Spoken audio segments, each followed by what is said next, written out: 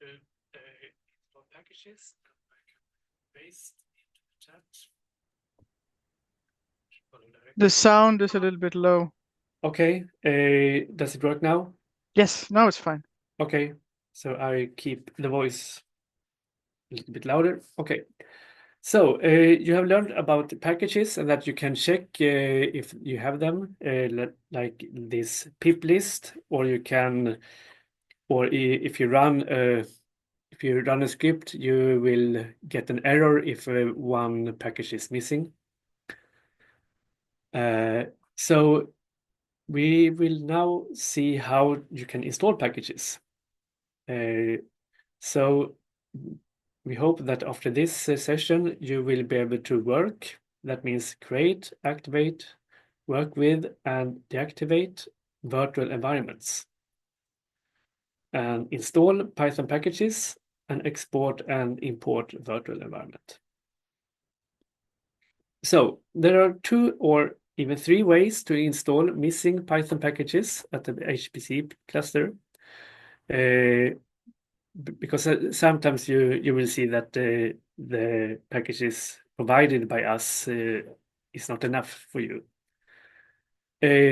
So one way to do is to make a local installation, which will always be available for you for a specific version of the Python. So this is a pip install command, and you can add this dash user, but if you don't, it will first warn you that you can't install into the module system, but it will try to install in your local folder. But putting this dash user will get, then you will get rid of this warning. So when you do pip install, it will automatically go to a local place in your home folder. A little bit more about this later.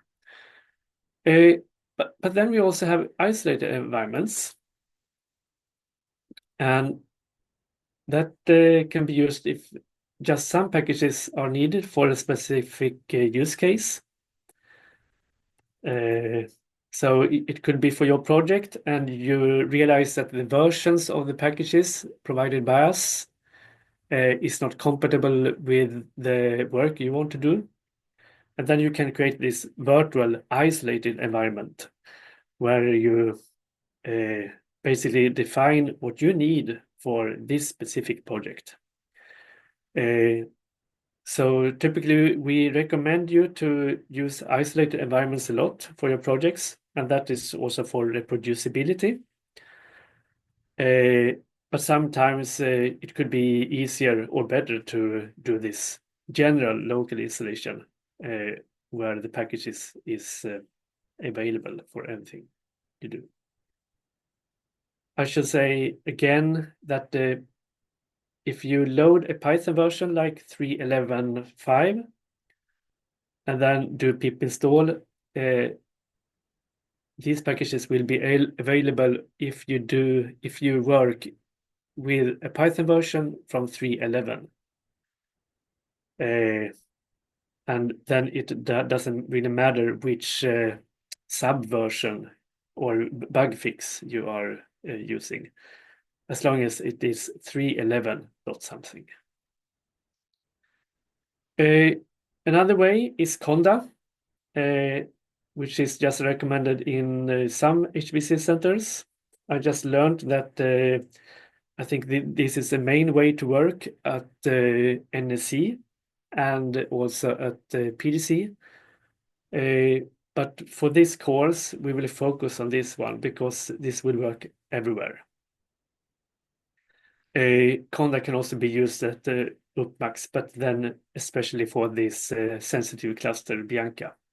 It works better when it's much easier to work with when you don't have a real internet connection,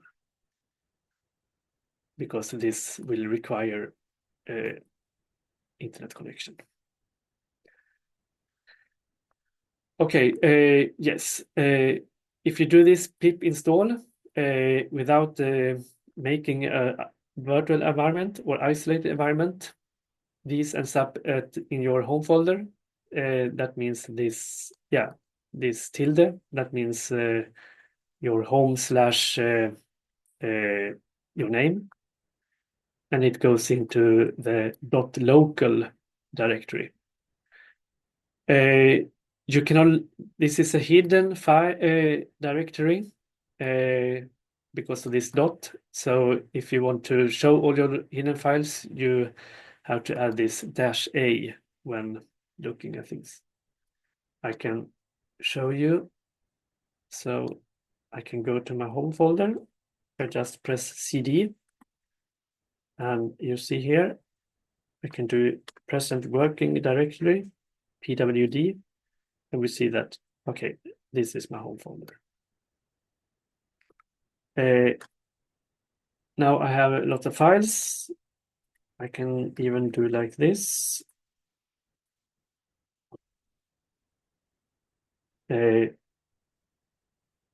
But if I do -a as well, you will see these dot files, these hidden files and directories. And we should have something local over here.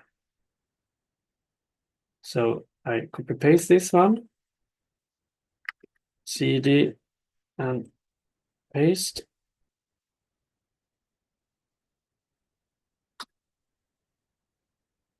And we go to lib because the packages are kind of libraries. And we have one for each minor version. So everything that is installed when Python 3.11 something was loaded, these will end up here. If I want to base my packages on 3.12, they end up here, and so on. Yeah, so if I load Python 3.9, the packages inside here will be available for you, for instance. You can also change the directory by adding this prefix, and then you state where you want to have your files. For instance, you may want to have it in in a project folder because your home folder is getting full. So this is a good way to solve this. So why would you like to use isolated environments? For instance, you may want to use TensorFlow 1 something in one project,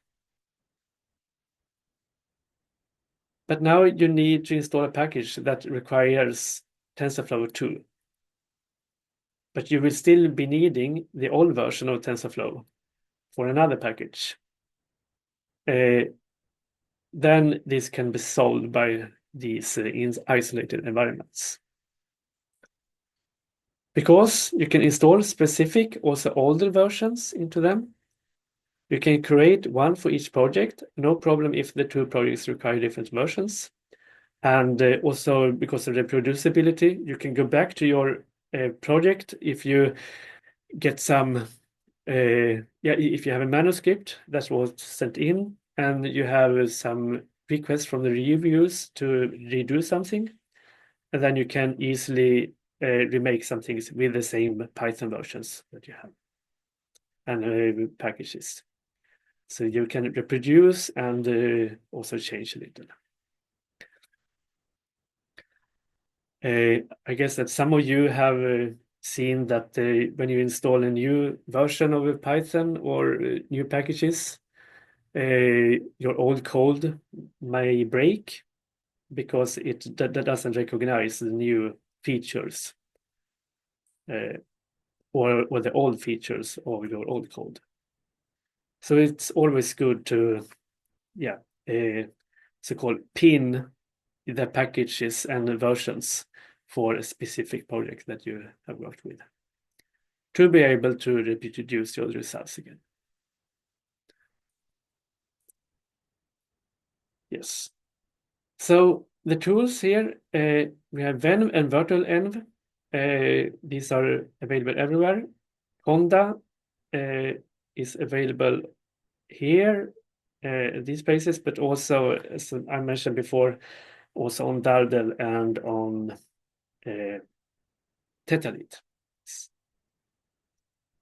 But we jump this for now. There are some info about this, and you can find this at Tetalit and Dardel as well if you search. So now the virtual environments. The principle is here. You first load a Python module that you will be using, so you get the version of the Python. You may as well load site installed package modules, because if you add this flag system site packages, these packages will be used inside your virtual environment. So you can reuse packages that are already installed. If you leave this out, then you will only include base packages, and you will have to install everything from the beginning. And sometimes this is the way to do, because you will start with a rather clean environment, and it's also easier to get things working well, because then everything is compatible with each other, which is very good, of course. Yeah, so you create this isolated environment with venv or virtual env. Then you activate it. And then inside this environment, you install or update the environment with the packages you need. So you can do this once, or you can do this several times. So you may see that, okay, I will require this package as well. Then you just do some more installations. So that you can do meanwhile you are working inside this environment. Then you work, you run your program, or you develop your program, and when you're done, you deactivate the environment, and everything is as usual. And yeah, I should also say that this virtual environment is only for Python and the Python packages. So you will still, in this environment, reach all your files. So this is more of a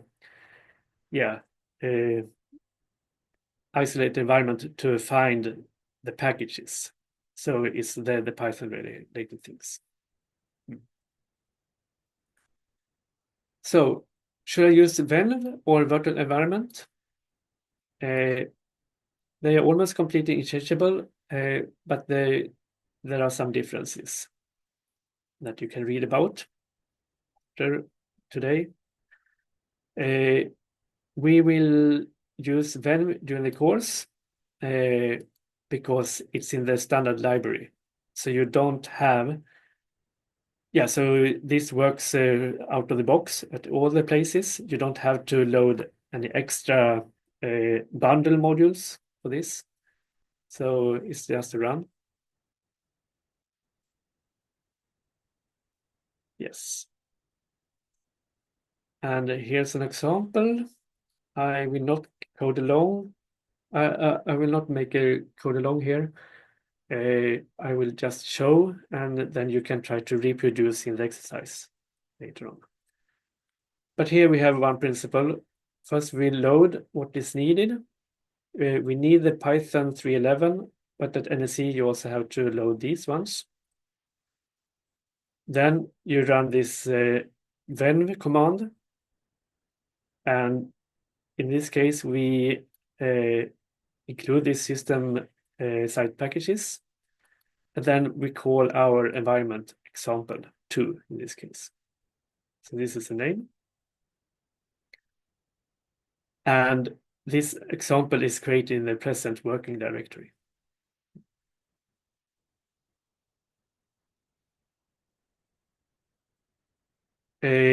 Sometimes you need some more. Then you can load a bundle like the SciPy bundle here at HPC2N. And then you do the same thing here.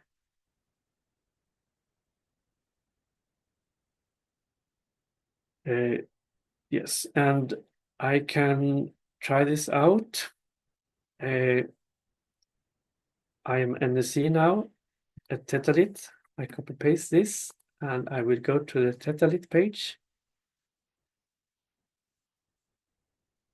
And I will paste this.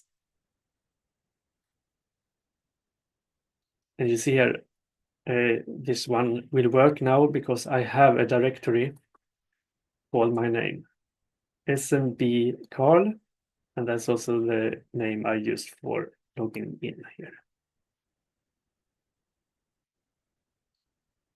Okay, I will enter this directory. And here we have this example. We can look inside.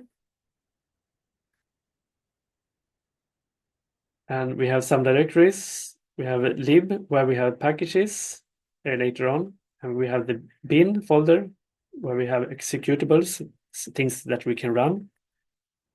So I can look here as well. And here we see, oh, it's Python 3.9. So what did I load? Nothing. So here I am using the system Python, but I should have done this first. So let's try, for instance, this.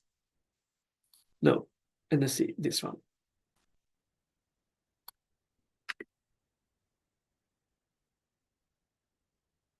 Yeah, so it's very easy sometimes to forget some steps. So it's good to have maybe a document somewhere where you can copy paste things and use that to create.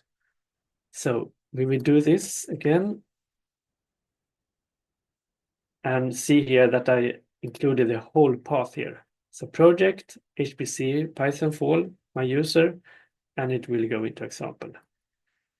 Now, instead of overwriting, I will call this example 2. And then it takes some time to create, but now it's there. Next thing is to activate this, and this is done by this. Okay, but we are here. So I will just do source example 2 bin activate. So please note here, example 2.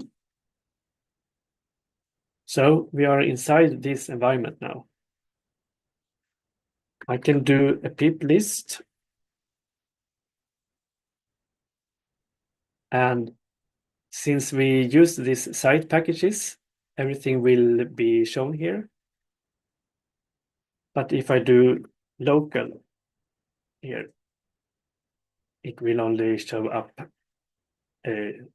these tools. That be a pip tool and a setup tool.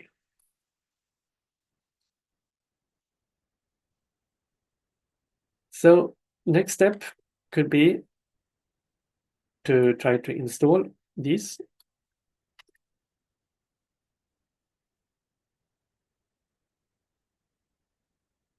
So at first, okay, I will actually use other versions. So I will move these. And it tries to download. And I wonder why it asked for this. It was interesting. So now we can do pip list local. And now we see that we installed NumPy too, and we also,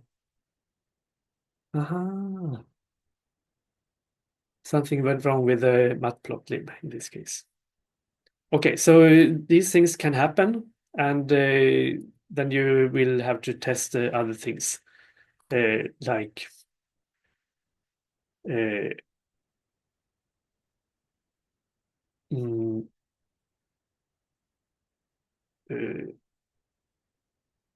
yes, yeah, we can discuss this in the share document afterwards. Now, if I am a creator or developer, I can do this pip freeze,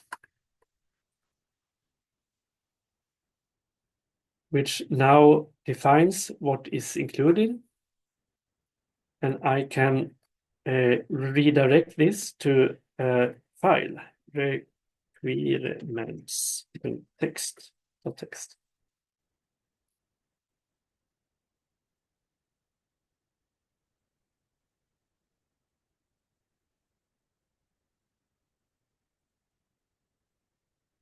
Or even we can use local.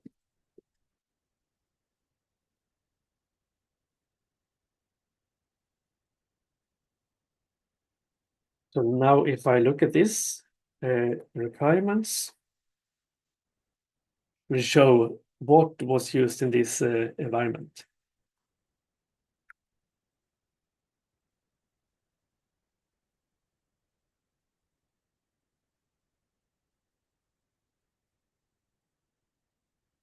Then a user, another one, could actually install your requirements with this pip install and the -r and then requirements. And then they will get the same environment as you have.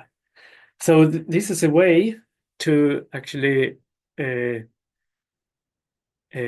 give the possibility for your colleagues or other persons that want to use your code to actually be able to run it because they will have the same dependencies, the same packages that you used for the program to work. So this is helpful to actually distribute your code to colleagues and other people in your community. So this is a summary, and I now leave the floor for you to try to do this. So I would suggest you to look at this, but also maybe have you have the steps here, and hopefully you can solve this. And there's a solution here as well if you need some help.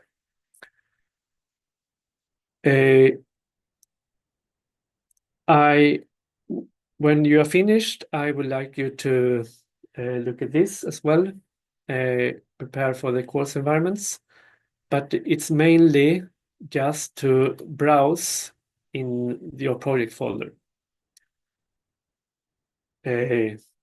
That we will have some virtual environments that we will use later on in this course, and this is just to that you are aware of that you can find these ones and where they are. Yes, and for let's see if it is. Yes, and see, I would like you to do this step now. If you are working in NSC, I really want you to run this. So you may want to start with this even, so that you're sure that it works. So this will actually install matplotlib in your in your local folder so that you can use it in the afternoon when we have that session. If you are at LUNARC or UPPMAX or HPC2N, things will work anyway. But for you who use NSC, you need to do this to be able to work with us in the afternoon. Yes.